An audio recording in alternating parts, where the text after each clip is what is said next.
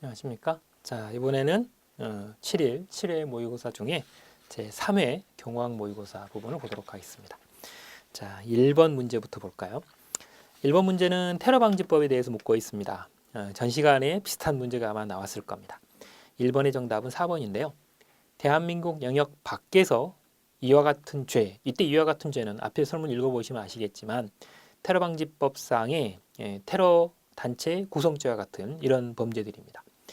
이 범죄를 범한 외국인에 대해서는 국내법을 적용할 수 있게 되어 있습니다. 이 세계주의를 취하고 있다 이렇게 지금 되어 있죠. 그래서 정확하게 표현하면 테러단체 구성죄 등을 저질렀을 때는 대한민국 영역 밖에서 저질렀다 하더라도 그 외국인에 대해서 국내법을 적용한다라고 하는 조문이 있죠. 이게 이제 세계주의라고 하는 제19조 조문입니다. 그래서 1번의 정답은 4번이고요. 1번은 포상금을 지급할 수도 있고 2번에 위로금이나 지원금을 지급할 수도 있고 그리고 경우에 따라 가중처벌이 되는 이런 부분이죠. 그래서 1번의 정답은 4번이었습니다. 그 다음 2번 경호 업무 수행 단계를 준비, 대비, 대응, 평가 단계로 했을 때 대비 단계에 속하는 것은 뭐냐 그랬어요. 대비 단계에 속하는 것은 선발 때 출동이에요. 이 선발 경호팀을 출동시키는 거 이거는 대비 단계이죠. 그러나 1번처럼 계획을 브리핑한다거나 현장 답사를 간다거나 이런 경우 1, 3번의 경우에 쓰는 준비 단계에 해당이 되고요. 4번 경호인력 배치는 대응 단계에 해당이 됩니다. 그래서 이것도 이두석 교수님의 교재에서 가지고 있는 체계에 따라 문제가 나온 거기 때문에 최근에 기출문제가 이런 체계로 지금 나오고 있거든요. 그래서 여러분들이 말을 주의하셔야 됩니다. 그래서 2번의 정답은 2번이 된다. 그 다음 3번 조선시대 경호 관련 기관에 대해서 묻고 있습니다. 틀린 걸 지적하라는 것이고요. 정답은 1번입니다.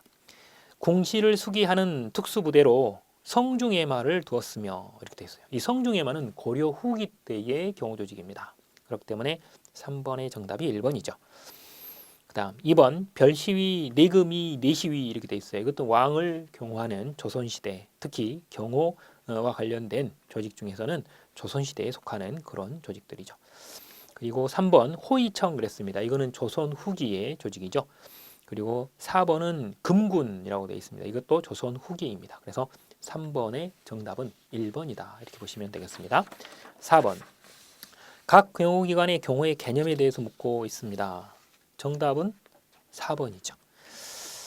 자, 일단은 4번 설문을 보면 한국의 대통령 경호처의 경호 개념은 경호 대상자의 생명과 재산을 보호하기 위해 신체에 가해지는 위해를 방지, 제거하는 것에 국한된다 그러는데 국한한다라는 표현이 틀렸어요. 대통령 경호법상 경호의 개념에는 사람의 생명 신체를 보호하는 호위 부분도 물론 되어 있지만 경비 부분도 들어 있어요. 그렇기 때문에 결과적으로 특정 지역을 경비, 순찰, 방비하는 모든 활동이 이 안에 들어갑니다. 그렇기 때문에 여기에 국한된다라는 4번 설문의 태도는 틀린 것이죠. 그래서 4번의 정답은 4번이 되고요. 그리고 2번과 3번은 여러분들이 아마 많이 보셨을 겁니다. 2번은 일본 거고 3번은 SS의 경우의 개념입니다. 자, 그렇죠? 자, 그래서 4번의 정답은 4번이 된다. 그 다음 5번 문제 보겠습니다. 3중 경호의 원리인데 틀린 것을 묻고 있죠. 정답은 1번입니다. 경호 영향 권역을 공간적으로 구분한 3중 경호의 경호막을 일단 중심으로 볼 때 구역별로 동등한 경호 조치로 위해 요소에 대한 중첩 확인이 이루어진다 이렇게 되어 있는데 이게 이제 구역별로 동등한 경호 조치를 취하는 게 아니죠. 구역별로 상대적으로 차등화된 조치를 취하도록 되어 있는 게 3중 경호의 원칙입니다. 그렇기 때문에 1번이 틀려서 정답이 되죠. 2번 세계 주요 경호기관은 3중 경호의 원리를 적용하고 있으나 그 방법이나 적용 범위에 대해서는 약간씩 달라요. 이제 말은 거의 비슷한데 다르다라는 거죠. 그래서 2번이 맞고요. 3번 안전구역은 완벽한 경호가 이루어져야 하며 경호원의 확인을 걸치지 않은 인원의 출입은 금지되어 있습니다. 그렇습니다. 그래서 5번의 정답은 1번이다. 이렇게 보시면 되고요. 6번 경호활동 원칙 중에 이게 뭐냐 이걸 묻고 있어요. 경호 대상자에게 접근할 수 있는 출입구나 통로는 하나만 필요하고 통제된 출입구나 통로라도 접근자는 경호원에게 허가 절차를 걸쳐야 한다라고 했습니다. 이거는 하나의 어떤 출입점을 지나쳐야 돼요. 그 하나의 어떤 통제점을 통해서 결과적으로 경호원의 어떤 허가를 받아야만 경호 대상자에게 다가갈 수 있습니다. 그러지 않고는 경호 대상자에게 다가갈 수 없다 이 말이죠. 이거는 하나로 통제된 지점을 통한 접근의 원칙이다. 우리가 이렇게 표현하고 있는 부분입니다. 그래서 6번의 정답은 4번이다. 이렇게 보시면 되겠습니다. 그 다음 7번으로 가보겠습니다. 공경호와 민간경호의 특성에 대해서 묻고 있습니다. 틀린 것을 지적하는 문제이고 정답은 2번입니다. 경호 조직의 운영에 있어서 공경호는 폐쇄적 보안성, 보안성, 기동성을 특징으로 하나 민간경호는 이러한 특징을 갖지 않는다 그러는데 이건 특성이 같습니다.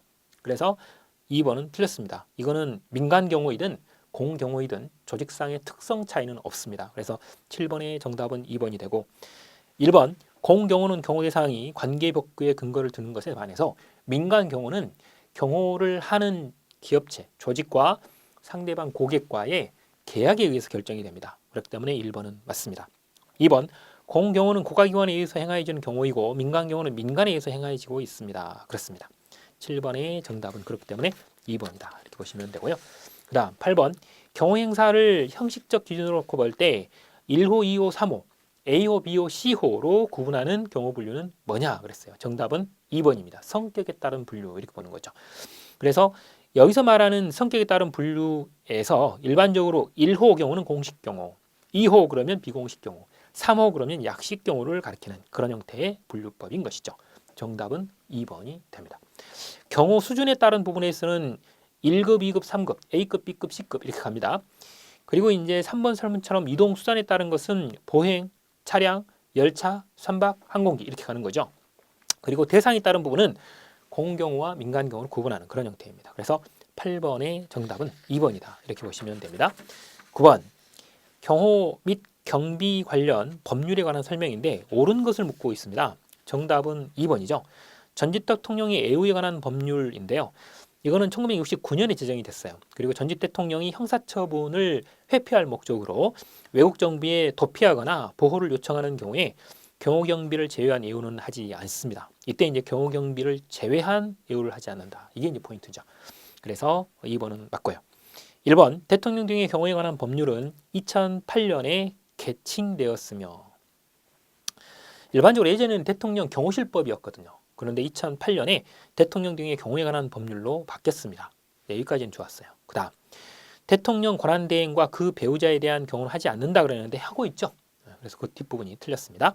그 다음 3번 경비업법입니다. 경비업법은 1999년에 개칭되었습니다. 예전에는 용역경비업법이었죠. 그러나 경비업법으로 1999년 10월 1일 날 개칭된 것까지는 좋았습니다. 그런데 경비업은 법인 또는 개인이 영업을 할 수 있도록 정하고 있다 그랬는데 법인만 영위할 수 있어요. 개인은 안 됩니다. 그래서 3번 틀렸습니다. 4번 청원경찰법은 1973년 제정되었다 그랬는데 틀렸습니다. 1962년에 제정되었습니다. 그리고 국가가 일부 소요 경비를 부담한다? 아닙니다. 청원주가 경비를 부담하도록 되어 있습니다. 그렇기 때문에 9번의 정답은 2번이 됩니다. 그 다음 10번 일반적 환경과 특수적 환경을 구분할 때 일반적 환경은 모두 몇 개냐 이걸 묻고 있어요. 이 특수적 환경이라고 하는 것은 우리나라만 측면에 아주 독특한 환경을 주로 지적하는 경우들이 많습니다. 그렇죠. 그리고 일반적 환경은 말 그대로입니다. 일반적 환경입니다. 뭐 기술, 문화, 어떤 인적인 교류 뭐 이런 부분들이 아주 일반적인 것들을 물어보는 것은 일반적 환경이죠. 자, 이 문제에서는 정답이 4번입니다. 기억, 디귿, 미음 세 가지만 특수적 환경이죠.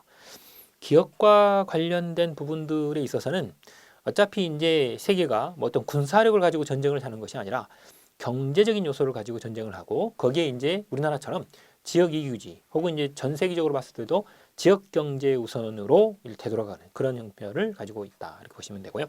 그다음 디귿번은 우리나라의 국제적 지위가 향상되면서 우리나라 사람들이 외국에 나갔을 때 납치의 대상이 되거나 살해 대상이 되거나 테러 대상이 되는 이런 경우들이 많다 이렇게 보는 거죠. 그리고 이제 미음번처럼 북한과의 어떤 관계성을 따지는 부분입니다. 그래서 기억, 디귿, 미음 세 가지는 특수적 환경이다 이렇게 봅니다. 그래서 정답이 4번이다 이렇게 보시면 되겠죠. 그 다음 11번 문제를 봅니다. 암살범의 일반적인 심리적인 특성인데 틀린 걸 고르는 문제입니다. 정답은 4번이죠. 암살범은 외모에 의해 식별이 곤란할 정도로 단정하다 그랬는데 어차피 이 암살범에 있어서는 이 설문 자체가 틀린 건 아닙니다.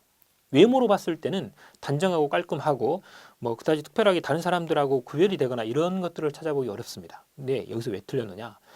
묻고 있는 의도는 심적인 특징인데 4번 설문은 신체적인 특징을 묻고 있어요. 그죠? 그렇기 때문에 틀린 거예요. 4번 설문 자체가 틀린 것이 아니라 묻고 있는 것은 심리적인 것인데 답은 신체적인 것으로 했기 때문에 답이 4번이다 라는 거예요. 그래서 양자를 구분하는 겁니다. 그죠? 신체적인 특징과 심리적인 특징을 구분할 줄 아냐 이걸 묻는 거죠. 11번의 정답은 4번이 됩니다. 그 다음 12번 테러 조직의 유형별 역할에 관한 설문입니다. 틀린 걸 고르는 문제이고 정답은 2번이죠. 제목은 수동적 지원 조직이라고 되어 있는데 오른쪽을 읽어보시면 목표에 대한 참고 자료나 정보를 제공하여 주고 체포된 테러리스트를 비호, 기만, 은닉, 유리한 알리바이를 제공하며 동조적 그리고 고용된 전문의에 의해서 법적인 비호나 의료 지원 혜택을 준다 이렇게 되어 있어요. 이런 경우들은 수동적 지원 조직이 아니라 전문적 지원 조직이라고 하죠. 법률적인 지원, 의료적인 지원, 알리바이 지원 이런 것들을 해주기 때문에 그렇죠. 수동적 지원 조직이라고 하는 것은 주로 정치적인 전위 조직이나 혹은 후원자들을 일컫는 말입니다.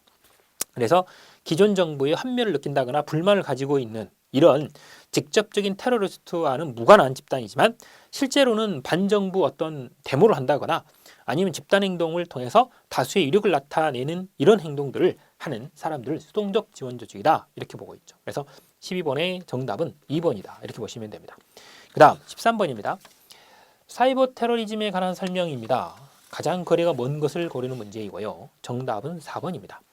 사이버상에서 행위가 이루어지기 때문에 무형성 그리고 신체상의 직접적 비폭력성을 특징으로 한다. 이게 특징이다 라고 되어 있어요. 일단 이 사이버 테러리즘에 있어서는요. 일단 형태 자체가 밖으로 드러나지 않는 건 사실입니다. 그래서 실제로는 무형적인 어떤 특성을 갖고 있습니다. 그러나 신체상 직접적인 비폭력성을 특징으로 한다 이렇게 되어 있습니다.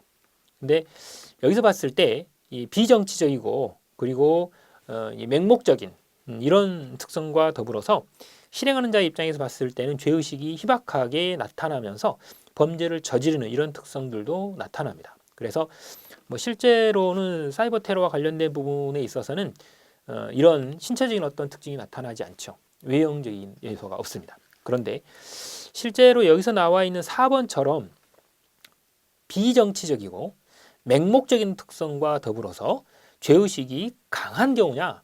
강하지 않죠. 죄의식이 희박하다 그랬어요. 그렇기 때문에 정답이 4번이 됩니다. 맨 끝부분이 틀렸죠. 3번 사이버 테러리즘의 그 흔적이나 증거가 남겨지지 않습니다. 아주 사이버 테러 자체가 아주 전문적인 어떤 인터넷 지식이나 아니면 전문적인 컴퓨터 지식을 가지고 범행을 저지르기 때문에 아는 사람 외에 아주 전문적인 사람 외에는 증거를 찾기도 어렵습니다. 그렇죠. 자신이 피해를 봤다는 것 자체도 잘 모르는 경우도 많습니다. 그래서 정답은 일단 4번이 되죠. 여기서 죄의식이 강하다 그랬는데 희박하다 이렇게 돼야 되는 그런 부분이고요. 뭐 무형적인 형태이고 신체적인 어떤 내용이 없습니다. 그죠? 뭐 신체를 직접 가격하거나 이런 건 없어요. 그런 것들이 바로 특징이다라고 하는 거죠. 13번의 정답은 4번이 된다라고 하는 것이고 그 다음 14번 경호조직의 구성 원칙에 관한 설명인데 옳은 걸 묻고 있습니다. 자, 이게 무슨 원칙이냐? 내용을 보죠.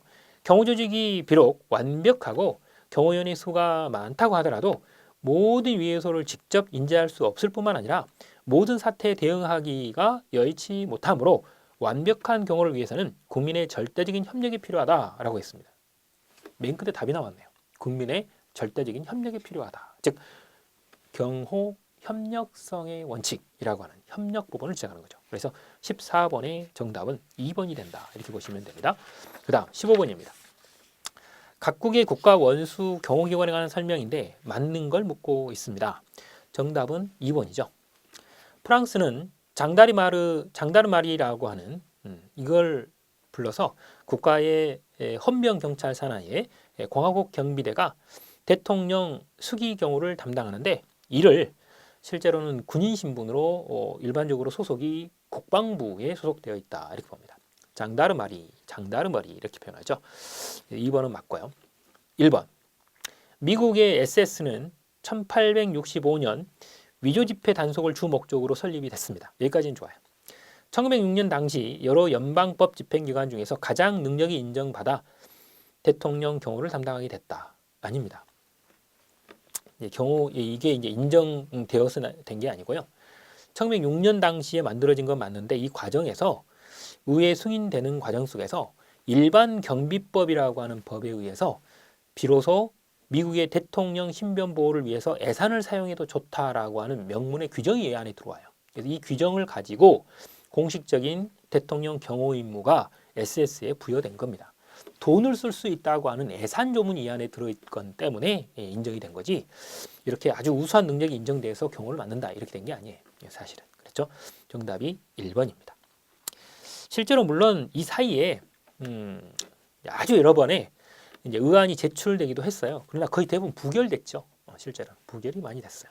그다음 3번 독일의 내무부 장관 직속하에 있는 수도 경찰청 산하 특수작전국에서 대통령 경호를 담당하는 특수작전 VIP 경호과의 근접 경호 및 숙소 경호를 담당했다 이렇게 되어 있는데, 실제로 독일에서는 대통령 경호를 연방범죄수사국 경호총국의 경호 1처 제1과에서 담당을 하고 있습니다. 그렇기 때문에 이 설명이 수도경찰청이 나오는 것으로 봤을 때 영국 것을 지금 소개하는 이런 형태의 설문이 지금 섞여 있는 그런 상태죠. 3번은 틀려 있고요.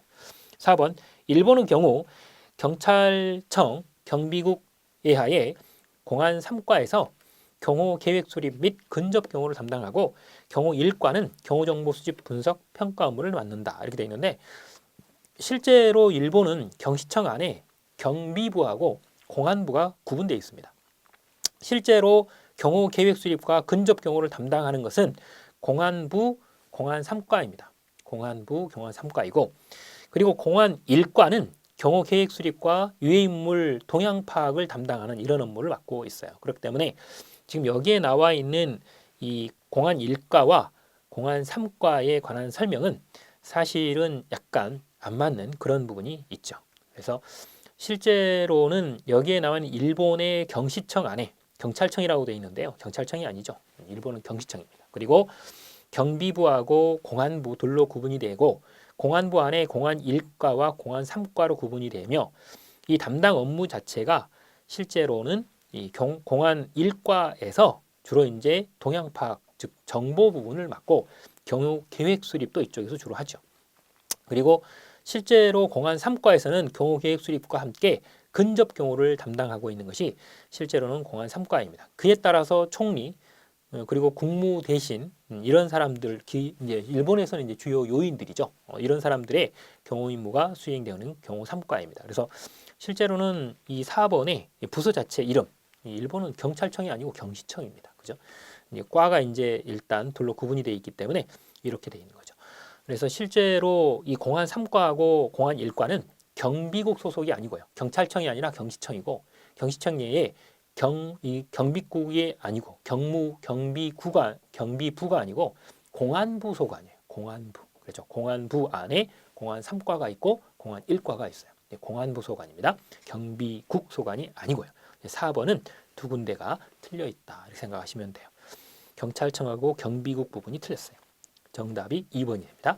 16번 대통령 경호법인데요. 틀린 걸 고르는 문제입니다. 정답은 3번이죠. 소속 공무원은 경호처 직무와 관련된 사항을 발간하거나 그 밖의 방법으로 공표하려면 미리 차장이 아니라 처장의 허가를 받아야 됩니다. 그래서 16번의 정답은 3번이고, 1번 처장은 6급 이하의 공무원과 6급 상당 이하의 별정직 국가공무원에 대해서 일체 임용권을 갖습니다. 맞습니다. 그래서 5급 이상일 때는 대통령 관련 부분이죠. 그 다음 2번 5급 이상의 경호공무원과 5급 상당 이상의 별정직 국가공무원의 전보휴직 겸임 파견 직위의 정직 복직에 관한 사항은 처장이 갖습니다. 그렇습니다. 이게 이제 예외적으로 5급 이상이지만 이런 경우에 대해서는 처장이 갖는 거죠. 4번 경호공무원 각 계급의 직무의 종류별 명칭은 대통령령으로 정하도록 되어 있습니다. 그렇습니다. 그래서 이제 실제로는 행정직급에 보면 1급부터 9급까지 나와 있는 명칭에다가 경호라는 글자를 더 붙이는 내용이 지금 되어 있습니다. 16번의 정답은 3번이죠.